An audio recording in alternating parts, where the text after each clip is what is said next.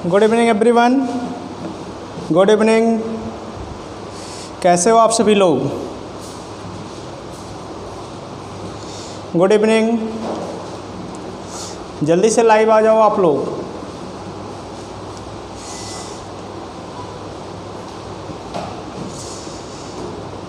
कैसे हो? सब बढ़िया है?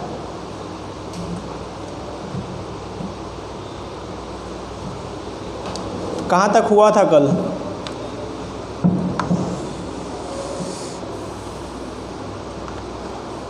जल्दी से सब लोग लाइव आ जाओ और आते ही पहला काम करो, वीडियो को लाइक करो और शेयर करो। तुरंत काम करो ये।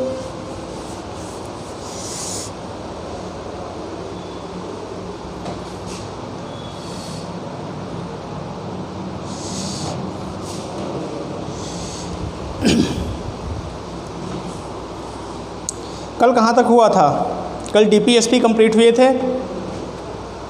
क्यों? कल डीपीएसपी कंप्लीट हुए थे और थोड़ा आर्टिकल 45 को लेकर थोड़ा करेक्शन भी करना है आप लोगों को। आर्टिकल 45 अच्छा लगा कि सबने कमेंट किया था। जितने लोगों ने भी कमेंट नहीं किया था, बहुत अच्छा लगा कि आप लोग पढ़ रहे हो। सबसे ज़्यादा खुशी यही हुई। चलिए जल्दी सब लोग आ चुके हो ना, स्टार्ट किया जाए। आज हम लोगों को मौलिक कर्तव्य, फंडामेंटल ड्यूटी को ख़त्म करना है। बहुत छोटा सा टॉपिक है फंडामेंटल ड्यूटी, और फिर हम भाग 5 की तरफ निकल चलेंगे। और जिस दिन भाग 5 कंप्लीट हुआ, समझ लो आपकी पॉलिटी ख़त्म है। संघीय कार्यपालिका जहां आपने समाप्त किया तो आपकी पूरी पॉलिटी ख़त्म हो जाएगी उसी दिन। तब जो टाइम लगेगा वो संघीय कार्यपालिका में लगेगा, और लगभग 10 दिन जाएंगे संघीय कार्यपालिका में भाग 5 में, कम से कम 10 दिन, क्योंकि बहुत बड़ा है संघीय कार्यपालिका।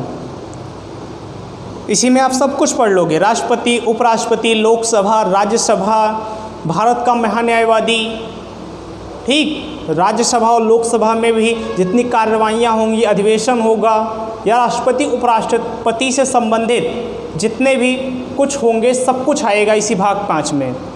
हमारा मंत्रिपरिषद आएगा, प्रधानमंत्री आएगा, भारत का महान्यायवादी, अटॉर्नी जनरल, सब हम पढ़ लेंगे भाग 5 में। और जैसे ही भाग 5 कंप्लीट होगा तो समझ लो आधी से ज़्यादा पॉलिटी ख़त्म है। आधी से ज़्यादा क्या, हम कह सकते हैं 80% पॉलिटी ख़त्म है। और फिर बचता है राज्य की कार्यपालिका और उसके बाद छोटे मोटे टॉपिक। तो हम लोग स्टार्ट करते हैं मौलिक कर्तव्यों को, फंडामेंटल ड्यूटी को।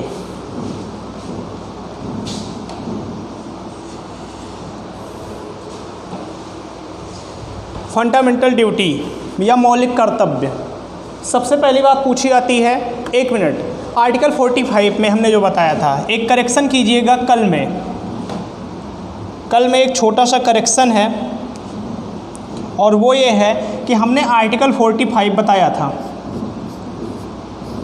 और आर्टिकल 45 में मैंने ये लिखाया था कि 6 से 14 वर्ष के बच्चों के लिए निःशुल्क शिक्षा का प्रावधान करेगी राज्य सरकार। ऐसा मैंने कल आर्टिकल 45 में बताया था, लेकिन आप लोग इसे करेक्ट कर लीजिएगा। ये पहले था, ये कार्य पहले था। पहले कब तक? जब तक 82वां संविधान संशोधन नहीं हुआ था। जब तक कौन सा संविधान संशोधन नहीं हुआ था? 2002 वाला जो शिक्षा का अधिकार था, जब तक वो नहीं हुआ था तब तक तो ये कंडीशन थी। लेकिन जैसे ये होता है तो इसे चेंज कर दिया जाता है आर्टिकल 45 को। और वो संविधान संशोधन कौन सा था? 86 था। वो कौन सा संविधान संशोधन था? 86 था, 86वां संविधान संशोधन। और 86वें संविधान संशोधन 2002 द्वारा इसके लैंग्वेज को थोड़ा चेंज कर दिया गया।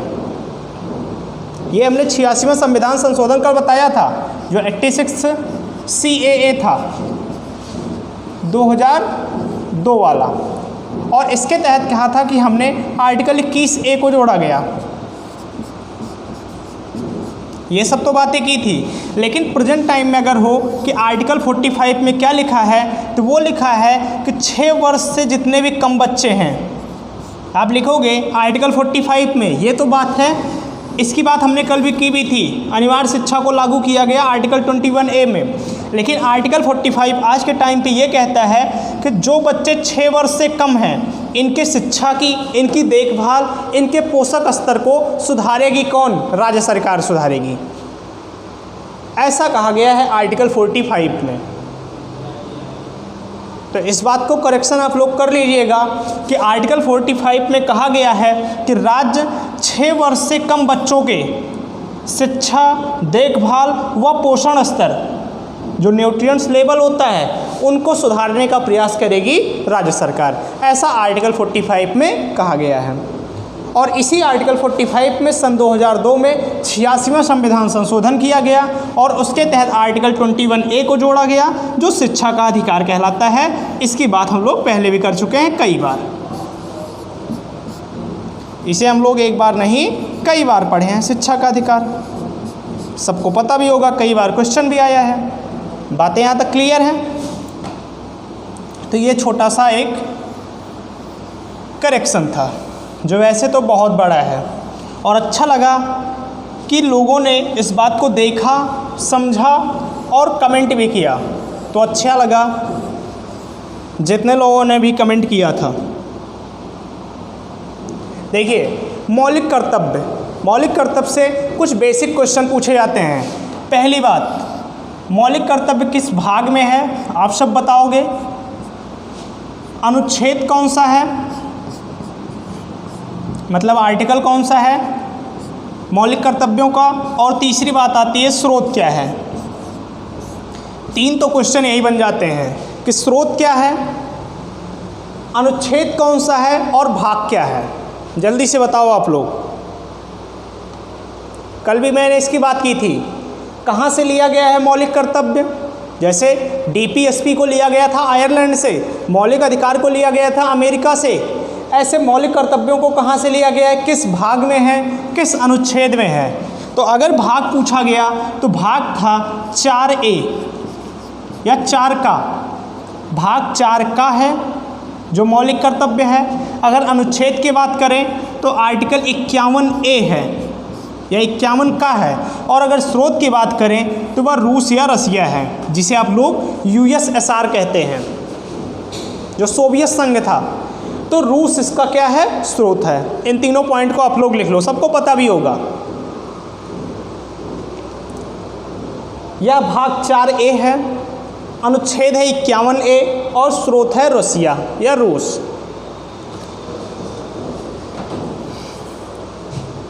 अब एक बात बताइए, किस संविधान संशोधन द्वारा मौलिक कर्तव्यों को जोड़ा गया? क्योंकि जब हमारा मूल संविधान बना था तो वहाँ मौलिक कर्तव्य नहीं थे, वहाँ पर मौलिक कर्तव्य नहीं दिए गए थे। तो किस संविधान संशोधन द्वारा मौलिक कर्तव्यों को जोड़ा गया?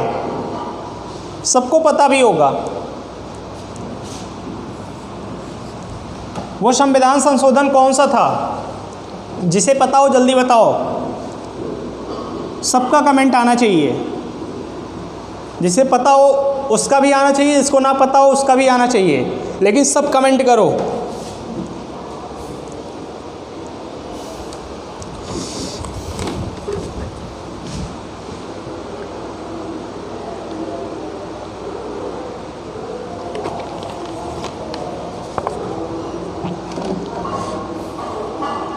कल से पॉलिटी की टेस्ट शुरू की जाएगी, ये जान लो। और रेगुलर चलेगी पॉलिटी की टेस्ट। पॉलिटी का टेस्ट रेगुलर कराएंगे और टाइमिंग होगी दोपहर में 2 बजे, जो अभी तक पढ़ाया गया है। तो किसी को अगर प्रॉब्लम हो तो बता देना टाइम को लेकर। मैंने जो बनाया 2 बजे का बनाया। देखो 2 बजे पहले भी बनाई गई थी क्लास, लेकिन वो थोड़ा नेट का इशू आता है दोपहर में, लेकिन नेट इस टाइम सही चल रहा है। तो कल से दोपहर 2 बजे आप लोग तैयार रहिएगा। टाइम नोट कर लो, दोपहर 2 बजे पॉलिटी का टेस्ट। और टेस्ट किस चैप्टर का होगा? तो संविधान सभा। आप लोग लिख लीजिएगा इसे, इस बात को नोट कर लीजिए। पॉलिटी टेस्ट कब होगा? 2 बजे 2 PM। ठीक, AM नहीं है, रात में 2 बजे आप लोग इंतज़ार करो। 2 PM और चैप्टर होगा संविधान सभा। संवैधानिक विकास कंप्लीट हो गया था ना, तो अगला चैप्टर क्या होगा, संविधान सभा। और ये पर डे होगा, एवरी डे होगा, जब तक हम लोग पहुंच नहीं जाएंगे अपने थ्योरी के क्लास तक।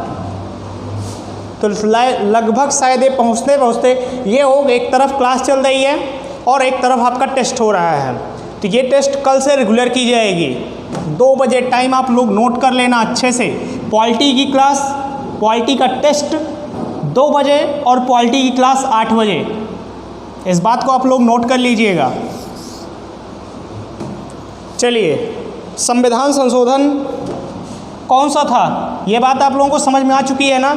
कल से पॉलिटी का टेस्ट स्टार्ट होगा दोपहर में 2 बजे और चैप्टर होगा संविधान सभा, जो संविधान निर्माण था, जो हमने बताया था ना। संविधान निर्माण 1895 ईस्वी से 1950 तक जो संविधान बनने में सारी प्रक्रिया हुई थी कि कौन कितनी रियासत थी, कहाँ से कितने आए थे, संविधान सभा में सदस्य कितने थे, कितना समय लगा था, ये सारी बातें करेंगे। किसके अध्यक्ष कौन थे, झंडा समिति, सबसे विवादित क्वेश्चन। तो ये सब बात करेंगे हम किस में, कल से अब टेस्ट में बात करेंगे। तभी आप लोगों को समझ में आएगी, तरफ थ्योरी चलती रहे, उसकी प्रैक्टिस भी होती रहे, तो आप लोग खुद को एनालिसिस भी कर पाओगे जो हम पढ़ रहे हैं समझ में आ रहा है कि नहीं आ रहा है। तो ये कल से स्टार्ट करते हैं।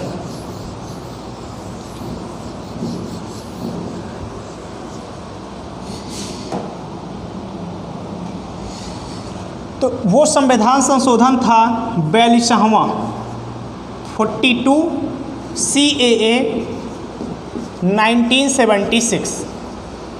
एक संविधान संशोधन हुआ 42वां, और हमारे मूल संविधान के भाग 4 में एक सेक्शन जोड़ा गया जिसे कहा गया भाग 4 का, और उसी में आर्टिकल 51 में ही जो अंतर्राष्ट्रीय सुरक्षा और शांति से संबंधित था, उसी में एक सब सेक्शन बनाया गया जिसे कहा गया आर्टिकल 51A, जो लिया गया रूस से, उसे जोड़ दिया गया 42वें संविधान संशोधन द्वारा। लेकिन अगर ये पूछा गया कि ये किसकी सिफारिश पर आया था, किस कमेटी की सिफारिश पर आया था, तो ये आया था, एक व्यक्ति थे स्वर्ण सिंह, एक व्यक्ति थे स्वर्ण सिंह। और स्वर्ण सिंह कमेटी, एक कमेटी बनाई गई जिसके अध्यक्ष बनाए गए स्वर्ण सिंह। और आप जानते भी हो कि जो प्रेसिडेंट होते हैं उन्हीं के नाम से उस समिति का नाम जाना जाता है, उन्हीं के नाम से उस समिति का नाम पुकारा जाता है। तो एक समिति बनाई गई स्वर्ण सिंह समिति, जिसके अध्यक्ष स्वर्ण सिंह थे, और स्वर्ण सिंह कमेटी के ही सिफारिशों पर मौलिक कर्तव्यों को 42वें संविधान संशोधन द्वारा भाग 4A में अनुच्छेद 51A में जोड़ा गया। यहाँ तक बातें क्लियर हैं। मैंने अभी तक यही बताया कि मौलिक कर्तव्य जो कि रसिया से लिया गया है, रूस से लिया गया है, वो लिया गया रसिया से, लेकिन उसकी सिफारिश की थी एक कमेटी ने, जिसका नाम था स्वर्ण सिंह कमेटी। और स्वर्ण सिंह कमेटी की सिफारिश पर 42वें संविधान संशोधन द्वारा भाग 4 में एक सब सेक्शन बनाया गया जिसे कहा गया भाग 4A, और आर्टिकल 51 में ही एक सेक्शन बनाया गया जिसे कहा गया आर्टिकल 51A, और वहीं पर जोड़ दिया गया मौलिक कर्तव्यों को, जिसे इंग्लिश में कहते हैं फंडामेंटल ड्यूटी, कर्तव्य दिए गए। अब एक क्वेश्चन बहुत बेसिक सा क्वेश्चन है, लेकिन आपकी कॉमन सेंस को बढ़ाएगा, और वो आप बताइएगा कि मौलिक कर्तव्यों की ज़रूरत क्यों पड़ी। ये आपका क्वेश्चन है कि मौलिक कर्तव्यों का निर्माण क्यों किया गया, क्या ज़रूरत थी मौलिक कर्तव्यों को संविधान में डालने की, क्या ज़रूरत थी एक संविधान संशोधन करने की, एक कमेटी बनाने की, और ये सारी चीज़ों को जोड़ने की ज़रूरत क्यों थी। या फिर हम कह सकते हैं कि आप DPSP में, जिसे भी पता होगा वो कमेंट सेक्शन में इसका आंसर लिखेगा। मैं एक क्वेश्चन दे रहा हूँ आप लोगों को, ये आप लोगों ने नोट किया होगा। एक बहुत बड़ा अंतर होता है DPSP में और फंडामेंटल ड्यूटी में। DPSP में तथा फंडामेंटल ड्यूटी मतलब मौलिक कर्तव्यों में दोनों कर्तव्य हैं, ये जान लो। ये भी राज्यों को कर्तव्य मिले हैं, और फंडामेंटल ड्यूटी क्या है, अगर कोई पता हो तो वो बताना। बातें यहाँ पर क्लियर हैं आप लोगों को? अब देखो, जब मौलिक कर्तव्यों को जोड़ा गया 42वें संविधान संशोधन द्वारा, और उस कमेटी का नाम था स्वर्ण सिंह कमेटी, तो स्वर्ण सिंह कमेटी ने कुल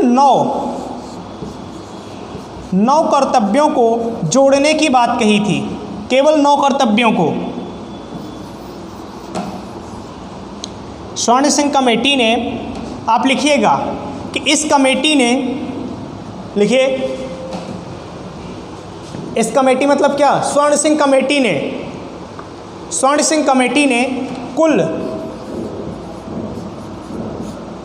9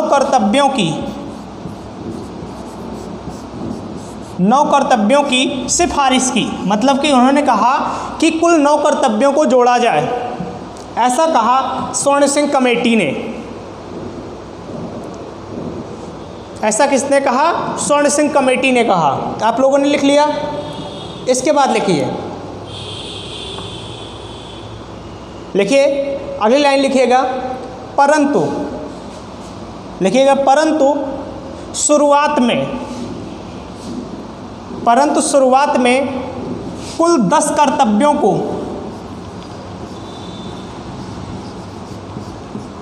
परंतु शुरुआत में कुल 10 कर्तव्यों को जोड़ा गया।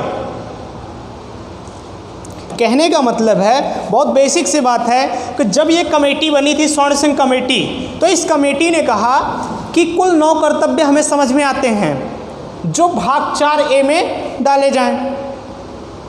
ऐसा कहा था स्वर्ण सिंह कमेटी ने कि इसे संविधान में दर्जा दिया जाए, लेकिन कर्तव्यों की संख्या बताई थी 9।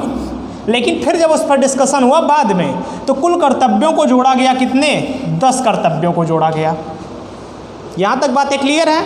अगला लाइन चेंज करके लिखिए, अगला पॉइंट करके लिखिए, 86वें संविधान संशोधन द्वारा,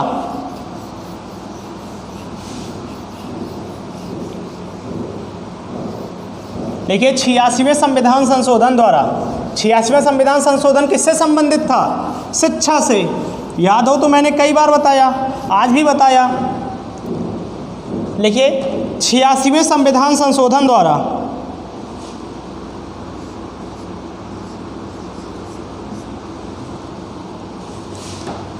इसी में अगला पॉइंट करके लिखिएगा, लिखिए 86वें संविधान संशोधन CAA द्वारा, CAA द्वारा 11वां मौलिक कर्तव्य जोड़ा गया। मौलिक कर्तव्य जोड़ा गया।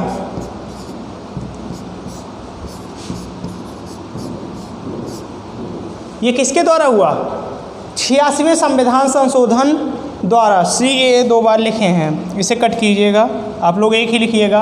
यहाँ पर लिखना है 2002। 86वें संविधान संशोधन 2002 द्वारा 11वां मौलिक कर्तव्य को जोड़ा गया। और 11वां मौलिक कर्तव्य क्या था? 11वां मौलिक कर्तव्य क्या जोड़ा गया? क्योंकि यह संबंधित था किससे? शिक्षा से, तो इसमें जिम्मेदारी दी गई। इसमें कहा गया 11वें, अभी हम सब आपको दिखाएंगे मौलिक कर्तव्य सारे क्या होते हैं, वो हम आपको एक अलग स्क्रीन में दिखाएंगे। कभी एग्जाम में पूछा नहीं जाता है, सिवाय इसी के 11वां मौलिक कर्तव्य भी पूछा जाता है आपके एग्जाम में। जो 11 मौलिक कर्तव्य हैं उसमें से केवल एक मौलिक कर्तव्य पूछा जाएगा, और वो होगा क्या? 11th फंडामेंटल ड्यूटी, जो 11वां संविधान क्या कहते हैं, मौलिक कर्तव्य है। तो ये तो काम हुआ पूरा किसमें? मौलिक कर्तव्यों में हुआ। ये किसमें काम हुआ? मौलिक कर्तव्यों में काम हुआ। अब एक बात जान लीजिए, हमने आपको होमवर्क दिया, जो लिखना चाहें होमवर्क में लिखिएगा भी, लेकिन बहुत एक बेसिक सा अंतर है, और वो अंतर हम अभी से बता दे रहे हैं। अंतर ये है कि जैसे डीपीएसपी था, तो डीपीएसपी एक कर्तव्य दिया गया था राज्यों को।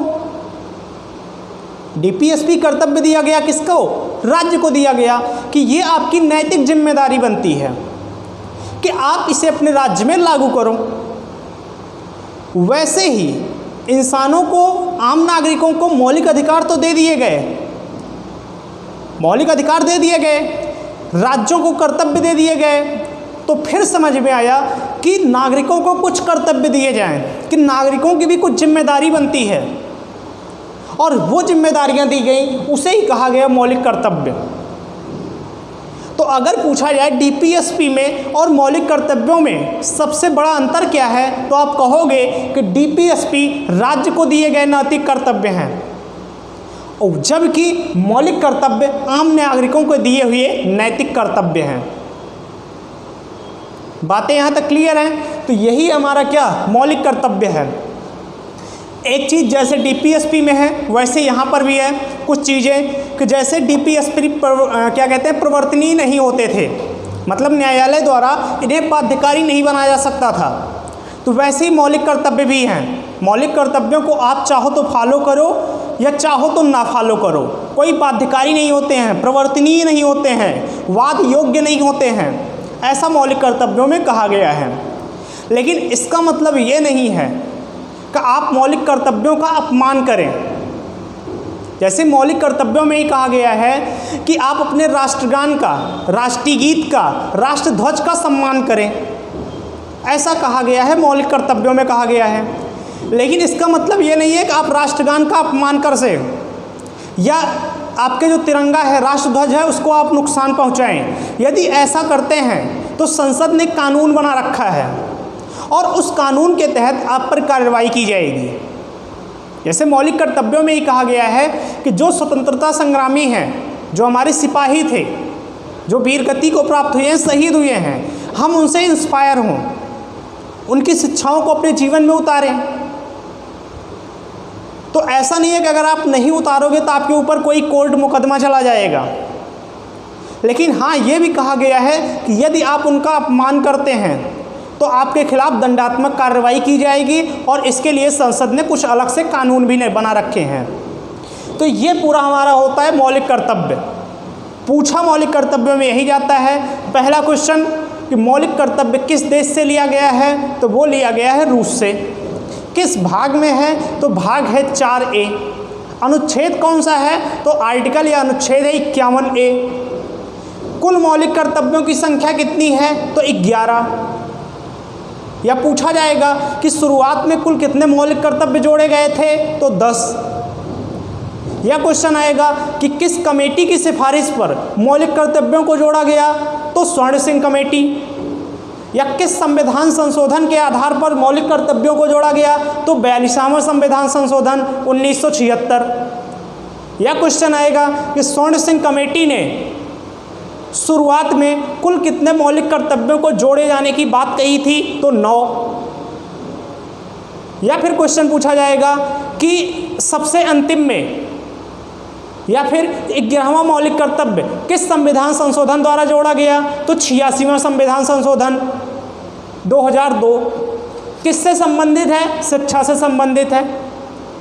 जैसे शिक्षा के अधिकार को मौलिक अधिकार बनाया गया, लेकिन इसमें भी कह दिया गया 86वें संविधान संशोधन द्वारा 11वां जो मौलिक कर्तव्य है उसमें कहा गया कि 6 से 14 वर्ष के बच्चे, हम अगर मौलिक अधिकार की बात करें तो मौलिक अधिकार में कहा गया कि 6 से 14 वर्ष के बच्चों निःशुल्क शिक्षा प्राप्त कर सकते हैं और अनिवार्य शिक्षा प्राप्त कर सकते हैं, ये उनका अधिकार है।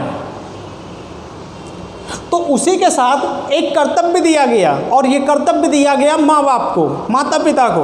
और ऐसा कहा गया कि माता पिता का यह कर्तव्य बनता है कि वो अपने 6 से 14 वर्ष के बच्चे को स्कूल ज़रूर भेजें, ऐसा कर्तव्य दिया गया। और अगर माँ बाप कोई नहीं भेजते हैं तो इसका मतलब यह नहीं कि उन पर दंडात्मक कार्रवाई की जाएगी, लेकिन कर्तव्य दिया गया कि जब बच्चे को मूल अधिकार दिया गया, मौलिक अधिकार उसका बना कि आप शिक्षा ग्रहण कर सकते हो, तो उसके साथ ही माता पिता को भी यह अधिकार दिया गया, कर्तव्य दिया गया कि वो अपने बच्चों को स्कूल जरूर भेजें। बातें क्लियर हैं? तो चलिए हम लोग देख लेते हैं जल्दी से मौलिक कर्तव्यों को। आपको याद नहीं करना है मौलिक कर्तव्यों को, आपको मौलिक कर्तव्यों को याद नहीं करना है, लेकिन आप लोग देख लीजिए स्क्रीन पे सारे मौलिक कर्तव्य लिखे हुए हैं, आप पढ़ भी सकते हो। देखो सीधा सीधा लिखा है कुछ चीज़ें। ये किसका भाग है? भाग 4A या 4 का, जिसे हम लोग क्या कहते हैं, भाग 4 का कहते हैं। ये है नागरिकों के मूल कर्तव्य। देखो लिखा हुआ है किसके कर्तव्य हैं, नागरिकों के हैं। और किस अनुच्छेद में है, तो अनुच्छेद 51A है। ये किताब क्या है, जो परिषदीय विद्यालय की किताब आती है उसमें लिखा होता है, CBSE बोर्ड की या UP बोर्ड की जो भी किताबें हैं। देखिए पहला कर्तव्य आप पढ़िए, लिखा हुआ है कि मूल कर्तव्य, भारत के प्रत्येक नागरिक का यह कर्तव्य होता है कि वह, कहने का मतलब है कि भारत के जो भी नागरिक हैं उनका ये कर्तव्य है। और कर्तव्य क्या है, पहला पढ़िए कि संविधान का पालन करें। सबसे बड़ी बात कही गई है कि जो आपका संविधान है इसको क्या करें, पालन करें। देखो अगर कहीं पर डेमोक्रेसी है, कहीं पर अगर राजतंत्र है तो वहाँ प्रजातंत्र, तो वहाँ पर सबसे बड़ी चीज़ होती है कि पूरे देश के लिए अगर सबसे बड़ी कोई किताब होती है तो वो होती है उसका, उस देश का संविधान होता है। तो कहा गया, पहले कर्तव्य में कहा गया कि प्रत्येक व्यक्ति, प्रत्येक नागरिक क्या करें, संविधान का पालन करें और उसके आदर्शों पे, संस्थाओं पे, राष्ट्रध्वज का, राष्ट्रगान का आदर करें। ऐसा कहा गया पहले मौलिक कर्तव्यों में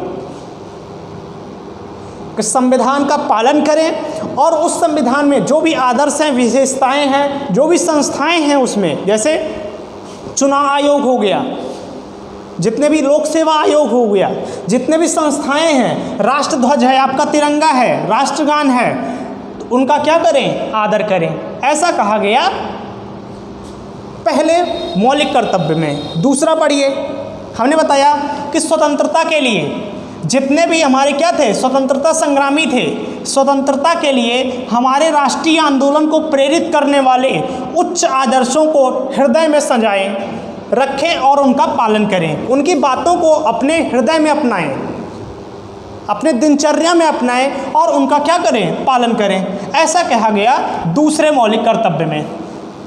तीसरे में कहा गया भारत की संप्रभुता, एकता और अखंडता की रक्षा करें और उसे अक्षुण्ण बनाएं।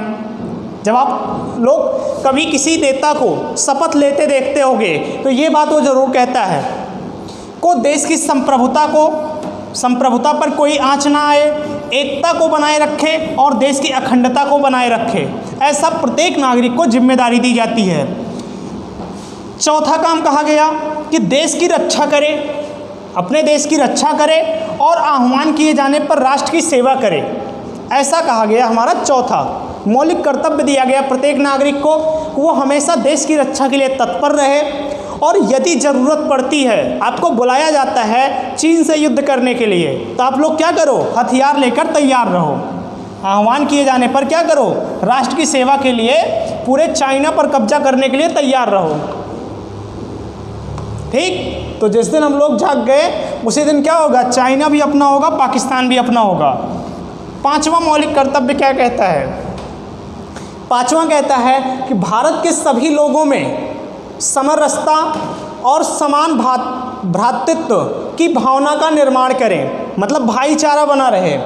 जो धर्म, भाषा और प्रदेश या वर्ग पर आधारित सभी भेदभाव से परे हो, ऐसी प्रथाओं का त्याग करें जो महिलाओं के सम्मान के विरुद्ध हो। ऐसा कहा गया हमारे पांचवें मौलिक कर्तव्य में कि चाहे जिस धर्म से बिलोंग करते हों, चाहे जिस वर्ग से हों, चाहे जो भाषा हो उनकी, सब में भाईचारा हो और कोई भी ऐसा काम ना होने दें जिससे महिलाओं के सम्मान पर क्या हो, असर पड़े। महिलाओं का क्या करें, सम्मान करें। आप वो किसी भी धर्म से हो, किसी भी जाति से हो, कोई भाषा हो, ये हमें जिम्मेदारी दी गई। छठा कहता है कि हमारी सामाजिक संस्कृति मतलब कल्चर की गौरवशाली परंपरा का महत्व समझें। जो हमारी संस्कृति है, हमारा कल्चर है, उसकी परंपरा का महत्व समझें और उसका क्या करें, परिरक्षण करें, उसका हमेशा क्या करें, रक्षा करने का प्रयास करें। ऐसा कहा गया मौलिक कर्तव्यों में।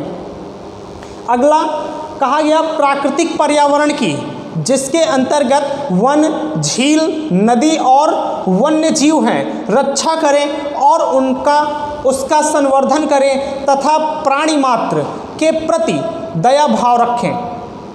कहने का मतलब है कि जो हमारा इन्वायरमेंटल है, पर्यावरण है, उसकी हम क्या करें, रक्षा करें। उसमें जो भी वन है, कहीं झील हो, नदी हो और जो भी जीव हैं उनकी रक्षा करें। और ये भी कहा गया कि जितने प्राणी मात्र जीव हैं, जिन ऐसे जीव जिसमें प्राण है, उन सब की रक्षा करने का भाव अपने मन में लाएं, ऐसा कर्तव्य दिया गया प्रत्येक नागरिक को।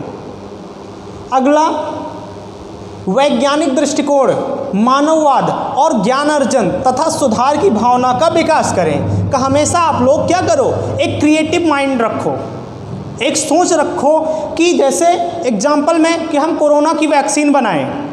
देश का प्रत्येक नागरिक यह सोचे कि कोरोना की वैक्सीन कैसे बने, कोरोना की दवा कैसे बनाई जाए। देश का प्रत्येक नागरिक सोचे। यह देश पे विपत्ति आई है, पूरे विश्व पे विपत्ति आई है ऐसी एक महामारी की, तो पूरा देश के जितने भी नागरिक हैं सब वैज्ञानिक दृष्टिकोण, जरूरी नहीं जो हमारे वैज्ञानिक हैं, डॉक्टर्स हैं, वही इस पर काम करें। ये देश के प्रत्येक नागरिक की जिम्मेदारी बनती है, कर्तव्य है। अगला है सार्वजनिक संपत्ति, जो भी सरकारी संपत्ति है उसको क्या करें, सुरक्षित रखें। ट्रेनों में लिखा भी होता है कि यह क्या है, सार्वजनिक संपत्ति है, यह आपकी संपत्ति है, तो आप अपनी संपत्ति को नष्ट ना करें, उसको नुकसान ना पहुंचाएं। ये भी कहा गया है मौलिक कर्तव्यों में कि सार्वजनिक संपत्ति को सुरक्षित रखें और हिंसा से दूर रहें। आप किसी प्रकार की हिंसा ना फैलाएं, ना उसमें सम्मिलित हों। अगला, व्यक्तिगत और सामूहिक गतिविधियों के सभा में दोनों में के उत्कर्ष की ओर बढ़ने का सतत प्रयास करें और जिससे राष्ट्र निरंतर बढ़ता रहे और उपलब्धि की नई ऊंचाइयों को छू सके। ऐसा कहा गया है 10वें मौलिक अधिकार में कि राष्ट्र की क्या कहते हैं, उत्थान की बात की गई है। जितने भी सामाजिक ऐसे कार्यक्रम हों जिससे राष्ट्र का उत्थान हो सके, उन सब में आप सब भागीदारी बनाएं। और अंतिम कहा गया, जो मैंने बताया यही एग्जाम में पूछा जाता है, आप लोग इसी को टिक कीजिएगा, यही पूछा जाता है जो लिखा है, यदि माता पिता या संरक्षक हैं, चाहे माता पिता हो या कोई गार्जियन हो, और उनके 6 से 14 वर्ष तक के बच्चे हों, आयु वाले अपने बच्चे हों, उनको यथास्थित क्या करें, शिक्षा की ओर भेजने का प्रयास करें। ये माता पिता को या उनके संरक्षक को, गार्जियन को क्या दी गई, जिम्मेदारी दी गई। तो ये हमारे टोटल क्या है, मौलिक कर्तव्य हैं। और यही 11 मौलिक कर्तव्य हमारे संविधान के भाग 4A में अनुच्छेद 51A में वर्णित है। बातें क्लियर हैं? तो ये हमारा मौलिक कर्तव्य यहीं पर समाप्त होता है। लेकिन एक बात, एक छोटा सा पॉइंट ये समझ लीजिए,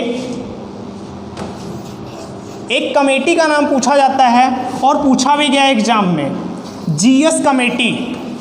पूछा ये गया है कि GS कमेटी किससे संबंधित है, आपको बस यही लिखना है, लिख लेना GS कमेटी। GS कमेटी किससे संबंधित है, तो GS कमेटी संबंधित है किससे, मौलिक कर्तव्यों से। एक कमेटी बनी थी एक बार जिसका नाम था GS कमेटी, और GS कमेटी ने कहा यह था, राय दी थी कि जो मौलिक कर्तव्य हैं इनको बाध्यकारी बनाया जाए। इन्हें क्या बनाया जाए, बाध्यकारी बनाया जाए, कि प्रत्येक नागरिक इसे लागू करे, प्रत्येक नागरिक इसे अपनाए, ऐसा कहा था GS कमेटी ने। लेकिन इसे क्या किया गया, माना नहीं गया, इसे सरकार ने माना नहीं। लेकिन एक कमेटी ऐसी बनी थी जो मौलिक कर्तव्यों पर यह काम की थी, और उस कमेटी का नाम था GS कमेटी। पूछा यही जाता है कि GS कमेटी किससे संबंधित है, तो ये संबंधित है फंडामेंटल ड्यूटी से या मौलिक कर्तव्यों से। और आपका ये भाग 4 पूरा समाप्त हुआ।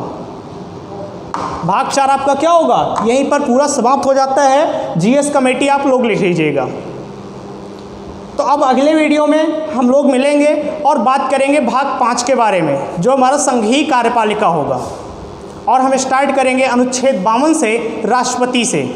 तब तक आप लोग इस लेक्चर को पूरा देखिएगा। बहुत छोटा सा टॉपिक है, लगभग 10-12 क्वेश्चन बनते हैं इस टॉपिक से, तो आप लोग इसे देखिएगा। जो भी नोट्स बना रहे हैं नोट्स लिखिएगा, और मिलेंगे हम कल।